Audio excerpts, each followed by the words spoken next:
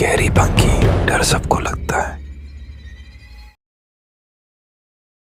शिवपुर गांव की सीमा पर तांत्रिकाचार्य का लालच किसी शैतान से कम नहीं था। वह खून और डर के बल पर गांव पर राज करना चाहता था। आज अमावस की रात उसकी अंतिम क्रिया का समय था। रात 11 बजे नदी के किनारे एक विशाल अग्निकुंड धधक रहा है। तांत्रिकाचार्य आंखें बंद करके बैठा है। उसके चारों ओर मानव हड्डियों और आग जल रही है। शिवपुर के लालची और डरपोक लोग, अब तुम मेरे होगे। मैं तुम्हारी नींद और सांस को छीन लूंगा। तुम्हारा राजा मैं हूंगा। तांत्रिक लाल नींबू और सोने के सिक्के लेता है और उन पर अग्निकुंड से खून छिड़कता है। एवं क्राम क्रीम क्रूम क्रोम सह भैरवाय नमः। आवहनाम भवतु शैतानम रक्त पिपासु राक्षसम। अब आजाद हो जा, मनुष्य की देह को अपना मंदिर बना। आग भयंकर रूप से भड़कती है। धुएं से विचित्र आकृतियां बनती हैं। तांत्रिक हंसता है। उसकी हंसी भयानक लगती है। हाँ, आ गया। अब तुम एक एक करके मरोगे और डर से मेरे चरणों में आओगे। जिसने भी इस शैतानी नींबू को छुआ, उसकी देह मेरा गुलाम बनेगी। जाओ।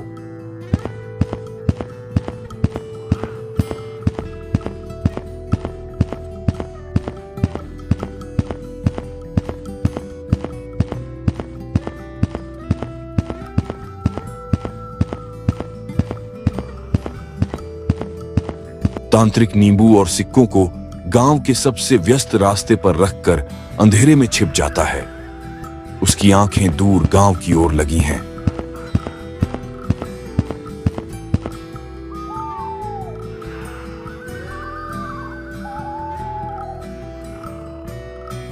रात 1:30।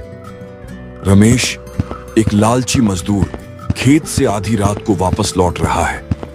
वह थका हुआ है, लेकिन उसकी नजर हमेशा पैसे पर रहती है। पूरा दिन काम करके कमर तोड़ दी। भूख लगी है। इस गांव में पैसा कमाना कितना मुश्किल है। रमेश की नजर चमकते हुए सिक्कों पर पड़ती है। सोना, इतना सारा। भगवान ने मेरी सुन ली। कोई अमीर आदमी भूला होगा। रमेश झट से सिक्के उठाता है। उसकी नजर खून से सने नींबू पर पड़ती है। नींबू इसे भी उठा लेता हूं। कौन जाने कल कोई और उठा ले। खाने के साथ खाऊंगा।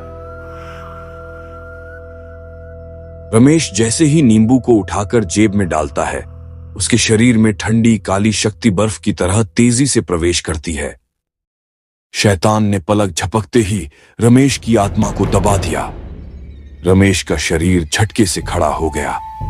उसके चेहरे पर इंसानियत का नामो निशान नहीं था। रमेश का शरीर इंसान का है, लेकिन उसकी आंखें अब पूरी तरह सफेद होकर लाल हो गई हैं और चेहरे पर क्रूरता है। शैतान अब रमेश की देह में पूरी तरह नियंत्रण कर चुका है।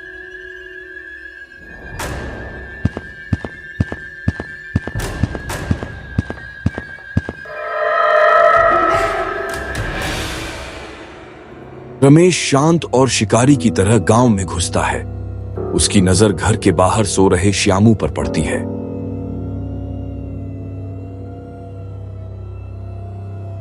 शैतान को भूख लगी थी, गर्मी और जीवन की भूख। शैतान तेजी से दौड़कर श्यामू के पास आता है। पहली सांस, पहला खून तेरा होगा। हा हा हा। शैतान दोनों हाथों से श्यामू पर हमला करता है और उसको जान से मार देता है। खून चारों तरफ फैल जाता है। श्यामू की मौत पल भर में हुई। शैतान खून पीकर एक गहरी सांस लेता है। उसका चेहरा सफेद से कुछ हद तक सामान्य हो जाता है। शैतान शांत होकर वहां से चला जाता है।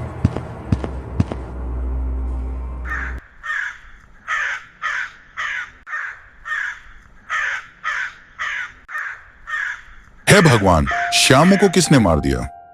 जल्दी चलकर सरपंच को बताता हूं। सुबह जगदीश, गांव वाला, श्यामू की खून से लथपथ लाश देखता है। वह दौड़कर सरपंच को बुलाता है।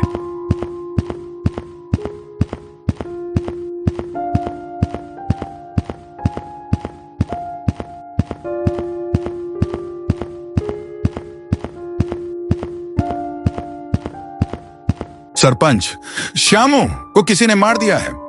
उसकी खून से लथपथ लाश उसके घर के पास मिली। उसका शरीर खून से सना हुआ है। क्या श्यामू को किसी ने मार दिया?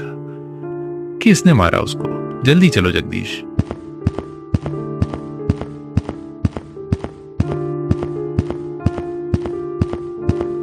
सरपंच और कुछ गांव वाले लाश के पास आते हैं। रमेश भी भीड़ में डरने का नाटक कर रहा है। हे राम, यह इंसान का काम नहीं है। यह पूरी ताकत से किया गया है। किसी जानवर में ही इतनी ताकत होगी। किसी जानवर ने इसको मारा है। जरूर कोई खूंखार जानवर रात में जंगल से आया होगा। हमें सावधान रहना होगा। नहीं बेटा, जानवर किसी को इतनी बुरी तरीके से नहीं मारता। ये किसी काले जादू का काम है। नहीं काकी, जानवर का ही काम है, काला जादू नहीं होता। तांत्रिक दूर जंगल में बैठा है। उसके सामने अग्निकुंड शांत है।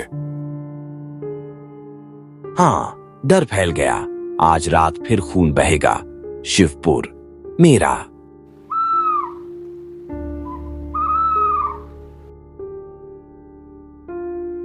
इसी रात रमेश का शरीर फिर जीवित होता है। शैतान की भूख फिर जागती है। शैतान की भूख अब तेज हो गई थी। उसे ज्यादा खून चाहिए था। रमेश तेजी से एक अगले घर के अंदर घुसता है। श्यामू की जगह आज शंकर मरता है। कौन है? कौन आया है इतनी रात को? चोर तो नहीं आ गया? चोर नहीं, तेरा यमराज हूं और तेरा खून मेरा भोग। अब तेरी बारी। हा हा हा। शैतान सीधे शंकर की छाती पर दोनों हाथों से जोरदार वार करता है। छाती की हड्डियां भयंकर आवाज के साथ टूटकर अंदर धंस जाती हैं। आदमी तुरंत खून से लथपथ होकर मर जाता है। शैतान ने खून पीकर अपनी प्यास शांत की और शांत होकर वहां से चला जाता है।